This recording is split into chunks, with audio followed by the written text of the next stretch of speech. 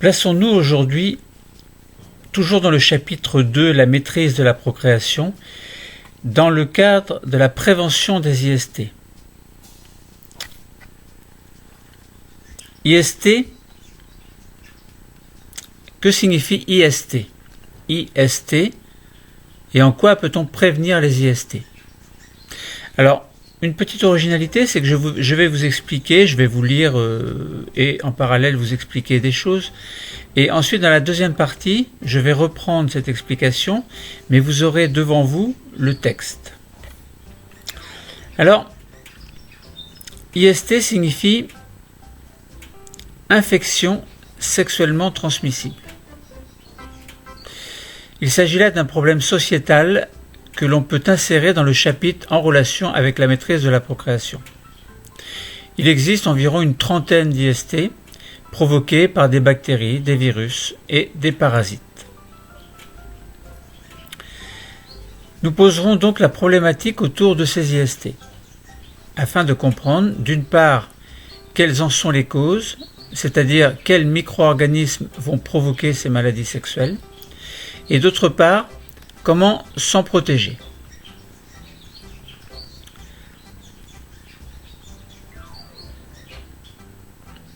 Chaque agent microbien provoque une maladie dont l'ensemble des symptômes, que l'on appelle le syndrome, est relativement spécifique à chacun. Certaines IST ne guérissent pas sans médication, et dépister la maladie et se faire soigner est donc essentiel. Certains traitements médicamenteux peuvent être efficaces contre les IST. Alors, ce qui va éviter donc leur transmission et ce qui va permettre de stopper leur évolution. En cas de négligence, elles peuvent provoquer de sérieuses complications et qui, elles, sont quelquefois difficiles, voire impossibles à traiter, d'autant plus que ces complications peuvent entraîner des séquelles plus ou moins importantes. Certaines méthodes de contraception, et il faut insister sur ce point, c'est très important, comme par exemple les préservatifs, eh bien certaines de ces méthodes vont permettre de se protéger contre les IST. Les IST, on rappelle, ce sont des infections qui peuvent être bactériennes, parasitaires ou virales. Donc ça va permettre également d'éviter leur propagation. Cette prévention contre les IST peut aussi être liée à la vaccination. Il est donc important de prévenir ces IST, d'autant plus qu'elles connaissent, par période, une progression relativement importante. Ces maladies sont contagieuses du fait qu'elles se transmettent par simple contact sexuel.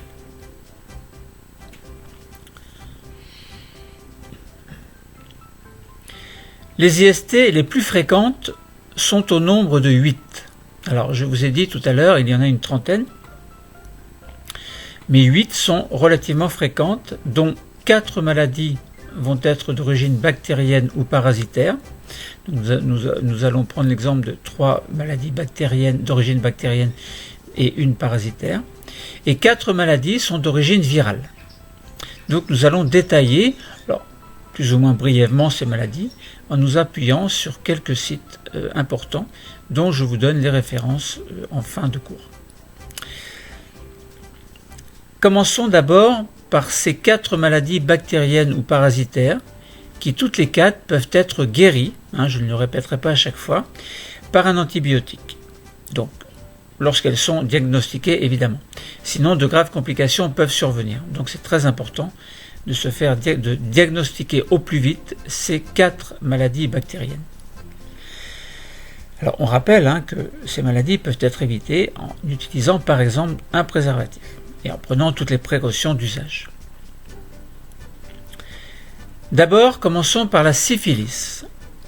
Elle est due à la bactérie de type spirochète, c'est-à-dire en forme d'hélice, que l'on appelle Treponema pallidum ou le tréponème pâle. Comment peut évoluer la syphilis sans traitement? Eh bien, la syphilis évolue en 2 périodes. L'une précoce de moins d'1 an et l'autre tardive au-delà d'1 an. Commençons par la période précoce de moins d'1 an. Elle regroupe la syphilis primaire, la syphilis secondaire et des phases de latence sans symptômes. Elles correspondent à des moments où la sérologie syphilitique est positive, c'est-à-dire sans symptômes ressentis par le patient. C'est la syphilis sérologique précoce. La contagion est alors maximale pendant cette période précoce. Deuxième chose, la période tardive au-delà d'1 an qui comprend la syphilis tertiaire, la syphilis sérologique tardive également. C'est-à-dire que la sérologie découverte est positive, non datable ou datant de plus d'1 an, sans symptômes chez le patient. Quelques autres généralités concernant la syphilis. C'est une IST bactérienne très contagieuse. Le dépistage est fortement conseillé chez les personnes ayant des rapports sexuels non protégés. Le tréponème pâle ne survit pas à l'air libre et la contamination ne peut avoir lieu que par contact direct avec l'ulcération isolée, qui est un symptôme du stade primaire, et les lésions cutanées ou muqueuses, qui sont des symptômes du stade secondaire. En effet, le risque de contagion est maximal pendant la première année d'évolution de la maladie, c'est ce que l'on appelle la période précoce. Les tréponèmes sont alors présents d'abord sur l'ulcération, c'est-à-dire sur le chancre, puis à la surface des lésions de la peau et surtout des muqueuses.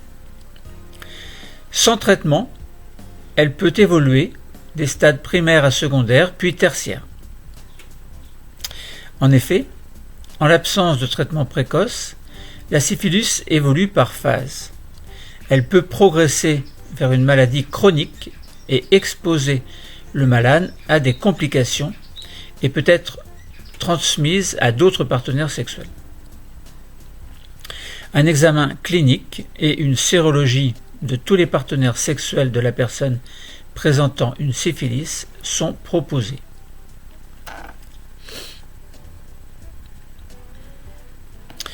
Le traitement antibiotique permet d'en guérir à tous les stades. Sans traitement précoce, elle devient donc chronique et peut entraîner des complications importantes. En cas de syphilis précoce, la prise de ce traitement s'étale sur 15 jours. Elle dure 28 jours s'il s'agit d'une syphilis tardive non neurologique. Une surveillance médicale est nécessaire en effectuant des sérologies de contrôle. Le résultat de la sérologie doit être négatif ou bien la quantité d'anticorps doit être diminuée par 4, ce qui témoigne ainsi de la guérison. Ces délais de surveillance sont importants car pour que la sérologie soit négative, il faut compter environ 1 an en cas de syphilis primaire ou secondaire. La transmission de la syphilis de la mère à l'enfant lors d'une grossesse est une éventualité rare en France en raison de son dépistage chez les femmes enceintes. Toutefois, si une mère est infectée et n'est pas traitée, elle peut transmettre la maladie à son enfant. Cette transmission a lieu pendant la grossesse ou lors de l'accouchement. Les conséquences peuvent être très graves pour l'enfant.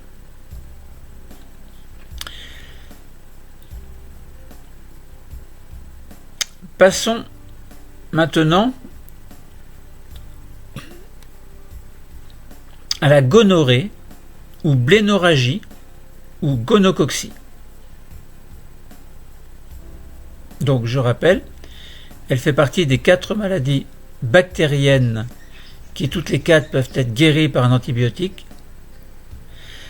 Nous avons parlé de la syphilis, parlons maintenant, deuxième maladie parmi les 8 et deuxième parmi les 4 premières maladies correspondant à des maladies bactériennes ou parasitaires. La gonorrhée ou blénorragie ou gonococcie est due à la bactérie Neisseria gonorrhoeae ou EAE ou gonocoque. Chez l'homme, la gonococcie se traduit par une inflammation de l'urètre. On parle d'urétrite. It, ça veut dire inflammation. Chez la femme, l'infection à gonocoque est asymptomatique dans 70 à 90% des cas. La manifestation la plus fréquente est la cervicite ou inflammation du col de l'utérus. Cervical, en fait, c'est pas en relation avec les vertèbres cervicales, mais en relation avec le col de l'utérus chez la femme. Les signes se manifestent de 2 à 5 jours après le moment de l'infection chez l'homme, une dizaine de jours chez la femme. L'infection peut apparaître au rectum, au pénis, sur le col de l'utérus ou dans la gorge. Chez les femmes, l'infection passe inaperçue dans plus de la moitié des cas, n'entraînant aucun signe particulier. L'évolution la plus fréquente d'une urétrite gonococcique non traitée chez l'homme est la disparition des symptômes. Les symptômes peuvent disparaître chez plus de 95% des hommes dans un délai de 6 mois. L'infection persiste pourtant aussi longtemps qu'elle n'est pas traitée. En absence de traitement ou en cas d'échec, le risque de transmission subsiste avec de possibles complications et des séquelles. Un homme présentant ces signes doit en parler à sa partenaire car elle peut ne présenter aucun signe, même si elle est porteuse de la bactérie.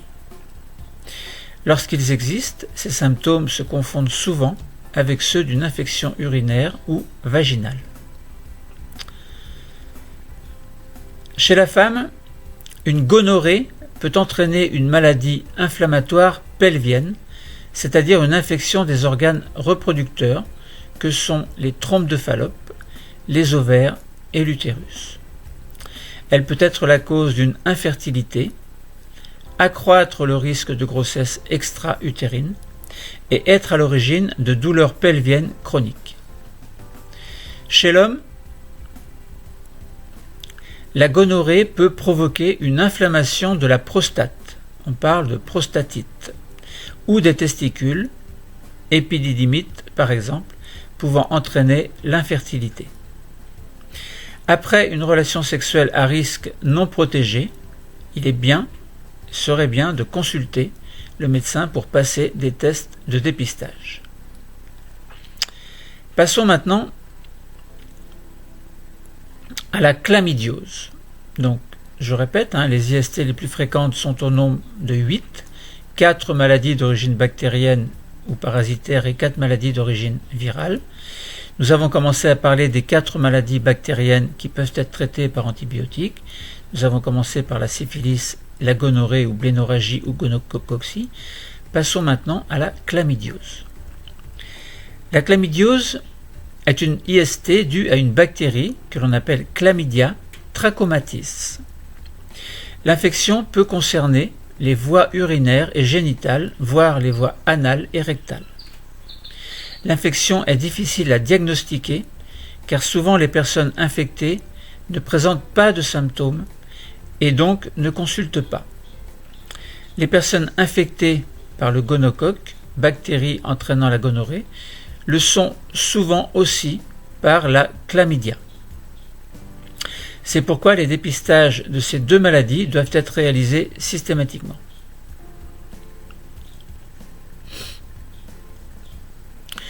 L'infection est facile à traiter, mais non traitée, elle peut entraîner de sérieux problèmes de santé. Si l'on a eu une relation sexuelle à risque non protégée, il faut consulter son médecin pour passer des tests de dépistage.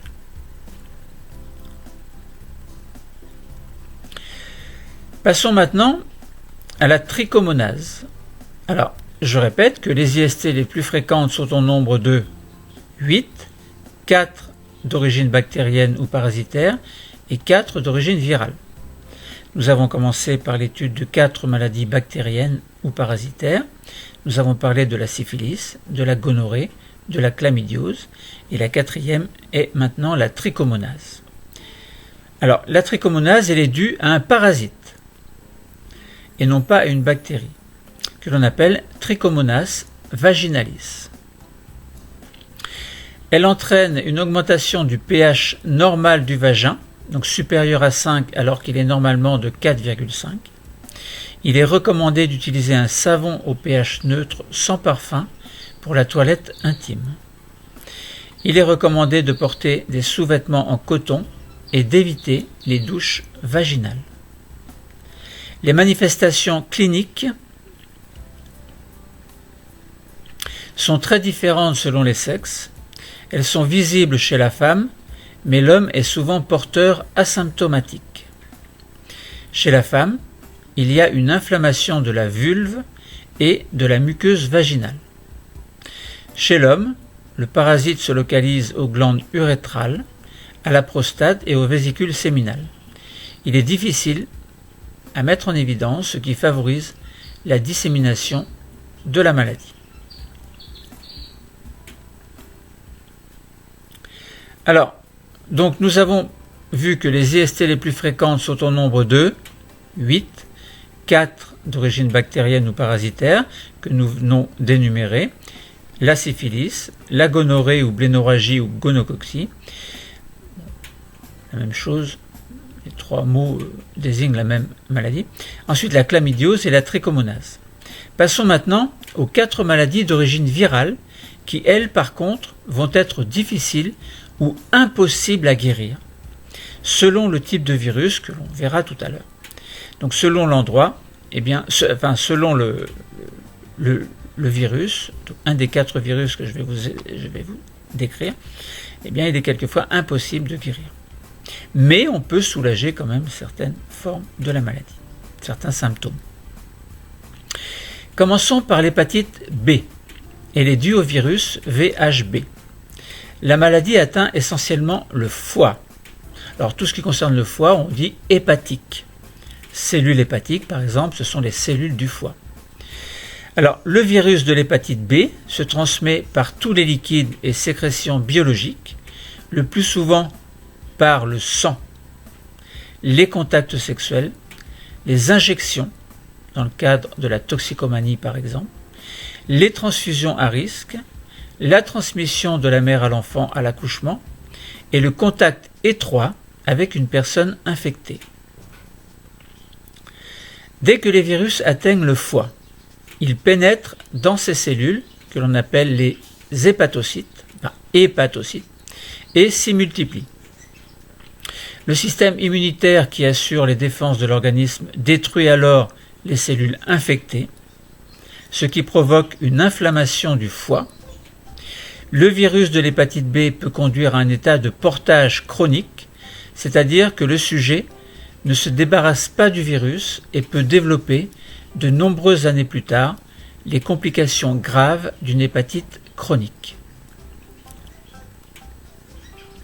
Ces complications peuvent être un cancer du foie et une cirrhose, c'est-à-dire une maladie grave du foie constituée de lésions hépatiques diffuses et irréversibles. Une greffe hépatique, greffe du foie, peut alors être envisagée. L'hépatite B a 2 évolutions possibles selon qu'elle est aiguë ou chronique. Si elle est aiguë, il n'y a pas de traitement et plus de 90% des patients en guérissent. En effet, la personne infectée doit attendre que le système de défense de son organisme vienne naturellement à bout des virus et une fois l'hépatite guérie, le foie retrouve un état normal et le patient est alors protégé toute sa vie contre la maladie. À noter qu'il existe une forme aiguë fulminante. Elle reste exceptionnelle et dans ce cas, une greffe du foie est envisagée. Si elle est chronique, l'hépatite B nécessite un suivi au long cours et, dans certains cas, un traitement avec des médicaments antiviraux spécifiques qui inactivent le virus ou empêchent leur multiplication.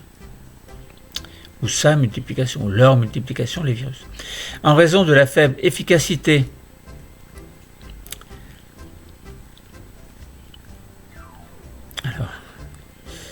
j'ai préparé le texte, j'en fais la lecture et quelquefois l'explication. Alors, en raison de la faible efficacité des traitements, la vaccination contre l'hépatite B est la principale mesure fiable et importante pour se protéger de cette maladie. Ce vaccin prévient la survenue de graves complications que sont les hépatites aiguës fulminantes, les cirrhoses et les cancers du foie.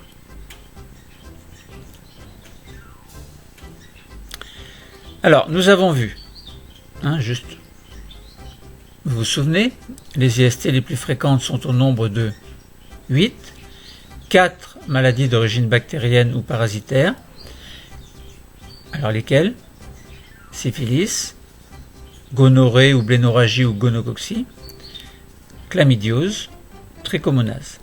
Et 4 maladies d'origine virale, très difficiles à soigner, à guérir en tout cas. Nous avons vu d'abord l'hépatite B. Voyons maintenant l'herpès génital. Il est dû au virus de type 2 ou HSV2, virus herpès simplex 2, et quelquefois dû au virus de type 1 ou HSV1, dans 10 à 30% des cas. Il y a une apparition de petites vésicules douloureuses sur les organes sexuels. Elles sont transparentes et remplies de liquide. L'herpès génital est une infection chronique. Alors, ce liquide, évidemment, contient beaucoup de virus. Elles sont transparentes et remplies de liquide, donc je l'ai dit. Donc, l'herpès génital est une infection chronique, c'est-à-dire qui dure. Il est impossible de se débarrasser du virus. Par contre, des traitements réussissent à en soulager les symptômes et à réduire la fréquence des poussées. Quelquefois, les personnes infectées n'ont pas de symptômes et ignorent qu'elles sont porteuses du virus et qu'elles sont donc contagieuses. Quelquefois, il y a des symptômes, mais la personne ne sait pas qu'elle souffre d'herpès génital, car soit les symptômes sont mineurs, soit ils sont confondus avec ceux d'un autre problème, par exemple chez la femme une vaginite ou une irritation. Certaines personnes infectées ont des symptômes et savent qu'elles souffrent d'herpès génital. Il est essentiel de consulter un médecin le plus tôt possible si l'on croit être atteint d'herpès génital, même si ces symptômes sont mineurs. Chez une personne en bonne santé, il n'y a pas de conséquences physiques sérieuses, mais si le système immunitaire est affaibli, par exemple par une autre maladie, eh bien les symptômes peuvent être plus graves et durer plus longtemps.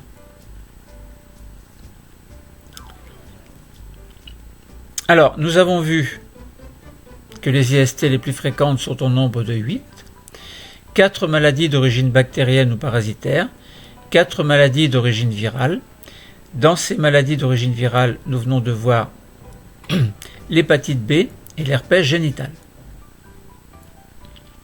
Voyons maintenant le VIH. VIH, c'est le virus de l'immunodéficience humaine qui est responsable du sida, c'est-à-dire du syndrome. Quel syndrome, en fait? Vous vous souvenez? Syndrome de l'immunodéficience acquise.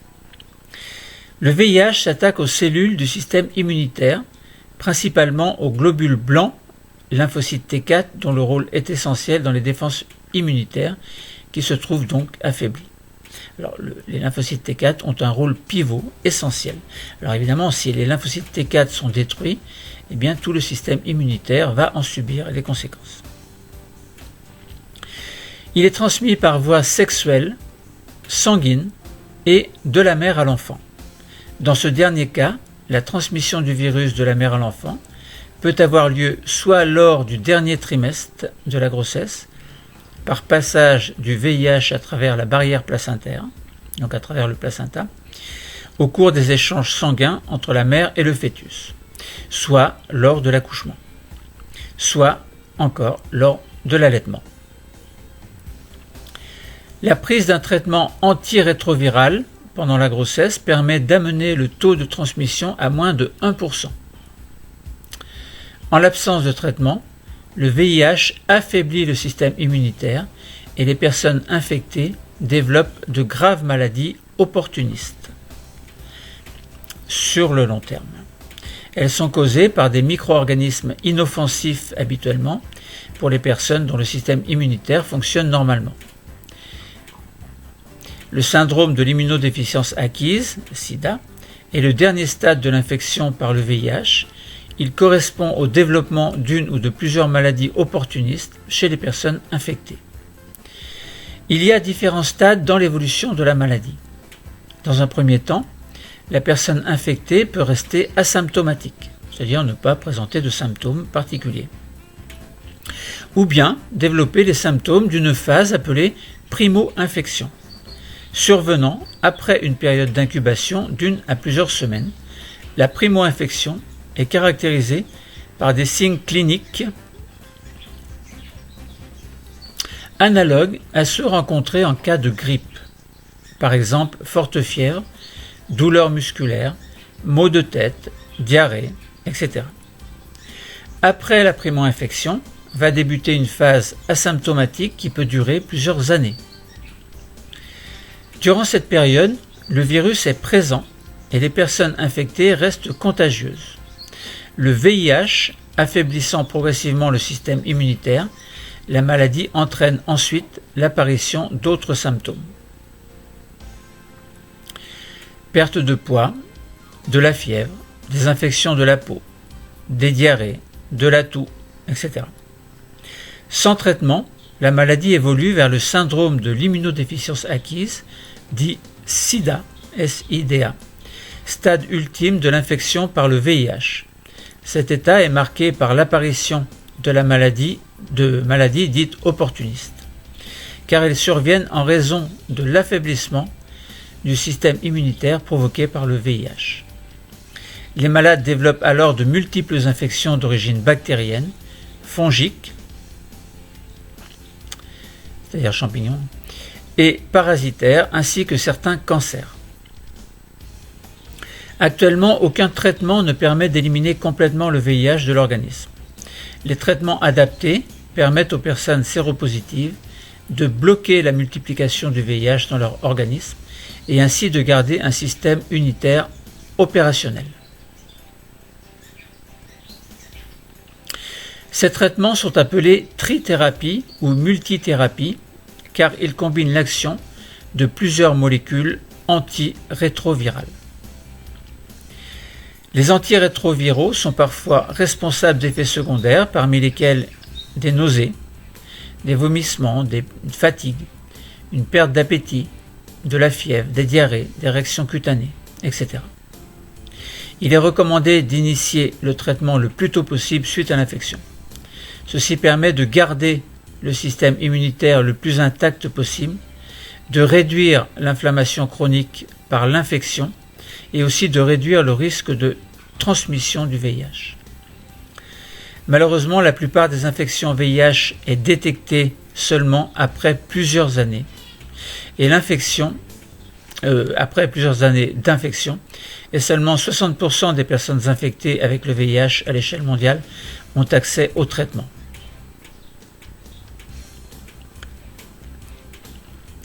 Alors, nous avons vu que les IST les plus fréquentes sont au nombre de 8, 4 d'origine bactérienne ou parasitaire et 4 d'origine virale. Les 4 maladies parasitaires ou bactériennes, on va dire, sont la syphilis, la gonorrhée ou blénorragie ou gonococcie, la chlamydiose, la trichomonase, et les 4 maladies d'origine virale sont l'hépatite B, l'herpès génital, le VIH, donc nous venons de parler de toutes ces maladies. Passons maintenant au papillomavirus humain, donc une maladie d'origine virale qu'il est impossible de guérir, mais vous allez voir, ce n'est pas non plus catastrophique. Alors, les papillomavirus humains, ou HPV, infectent les cellules épithéliales de la peau ou des muqueuses et sont transmis par la dissémination de ces cellules. Alors, la dissémination se fait lors de la desquamation, c'est-à-dire le détachement des petites peaux blanches. Par exemple, il vous arrive sans doute d'avoir des peaux blanches, mais ce sont des cellules en fait qui se détachent de la peau, des cellules mortes. Le traitement, alors c'est un phénomène normal, hein, mais dans le cas de l'infection par le papillomavirus,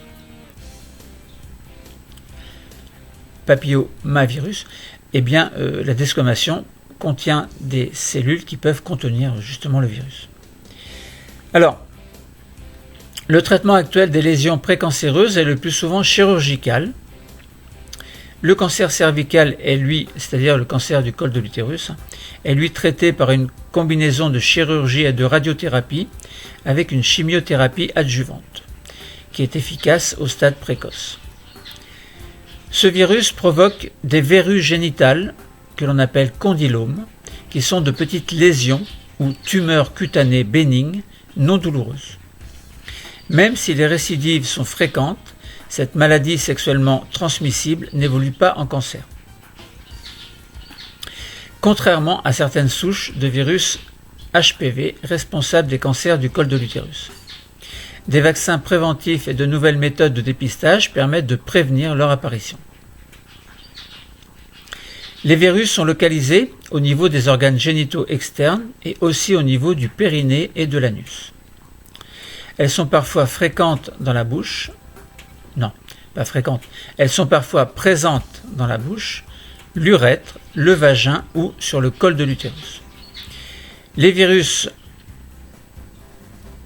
responsables des condylomes sont de deux types, les HPV à faible risque de cancer, responsables de lésions bénignes externes, les condylomes, et les HPV, donc les virus, à haut risque de cancer, responsables de lésions précancéreuses et cancéreuses du col utérin, du vagin, de la vulve, du pénis ou de l'anus. Plusieurs types de traitements sont possibles.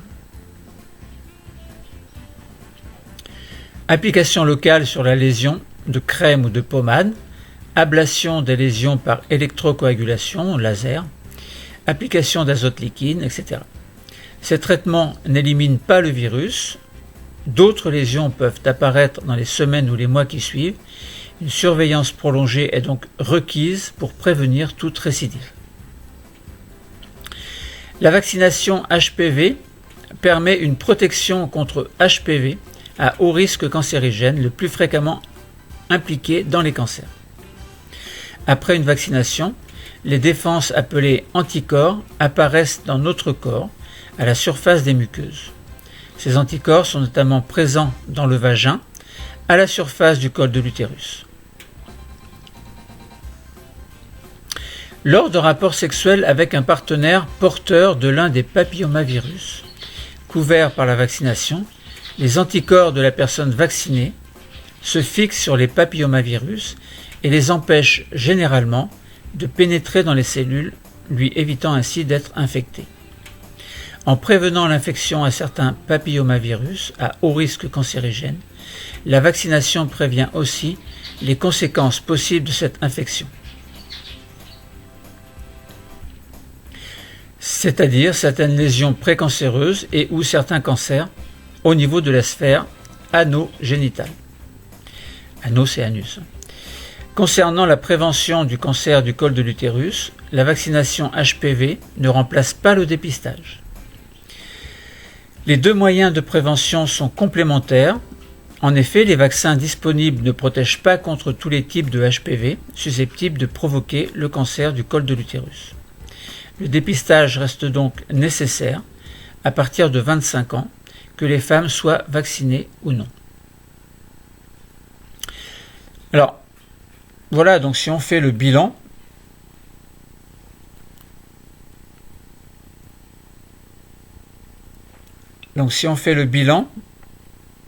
alors, j'y arrive. Donc nous avons vu qu'il y a une trentaine d'IST en fait. Donc 8 sont relativement fréquentes, dont 4 maladies d'origine bactérienne ou parasitaire et 4 maladies d'origine virale. Alors parmi les 4 maladies d'origine bactérienne ou parasitaire, nous avons vu la syphilis. Nous avons vu, alors je vous laisse un petit peu de temps pour réfléchir, la gonorrhée, que l'on appelle également blénorragie, que l'on appelle également gonococcie, simplement parce que c'est dû au gonocoque. Donc deuxième maladie, donc syphilis, gonorrhée, la chlamydiose et la trichomonase. Concernant les 4 maladies d'origine virale, eh bien, nous avons vu l'hépatite B, l'herpès génital, le VIH et le papillomavirus humain. Alors, quels sont... Alors, je me suis appuyé sur un certain nombre de sites de manière à ne pas... Alors, il est possible que j'ai fait quelques erreurs, hein. Chaque enseignant, chaque personne qui fait sa vidéo est responsable de sa vidéo. Si j'ai fait des erreurs, bien sûr, je m'en excuse. Enfin, veuillez m'en excuser. Alors, les sites complémentaires, en plus de mes connaissances que j'ai utilisées, c'est un site d'information sur les IST. Donc, vous tapez info IST et vous allez voir, vous allez tomber sur un site très important, infoist.fr. Je me suis basé également sur amélie.fr. Vous tapez amélie.fr, vous allez voir, vous faites des petites recherches et vous allez retrouver certaines des informations dont je vous ai parlé.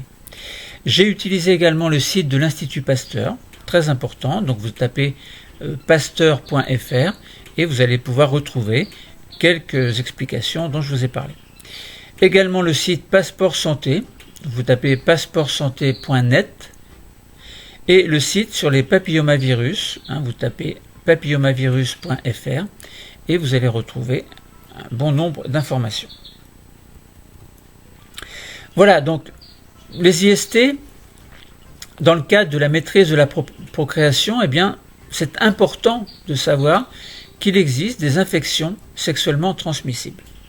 Alors, lorsqu'une personne prend des moyens contraceptifs ou fait en sorte qu'il y ait des méthodes contragestives, quelquefois on oublie qu'en arrière-plan, il y a ces maladies qui peuvent s'insérer, s'infiltrer dans notre corps, par simple contact. Ces maladies s'appellent des infections sexuellement transmissibles. Donc, on peut les prévenir dans le sens où il faut se protéger lorsque les partenaires ne se connaissent pas trop ou lorsqu'un des partenaires sait qu'il est infecté par une maladie, une bactérie, un parasite ou un virus. Donc il faut être responsable, il ne faut pas faire la politique de l'autruche et dire « bon j'ai ça mais je préfère quand même avoir des relations sexuelles et puis on verra bien ». Non, il faut être responsable. Alors le problème c'est que par exemple certaines personnes ne sont pas responsables dans le sens où elles ne sont pas conscientes des problèmes que peuvent engendrer ces IST. Bon voilà, donc le cours est terminé. À très bientôt et je vous remercie de votre patience et d'avoir écouté jusqu'au bout. À bientôt.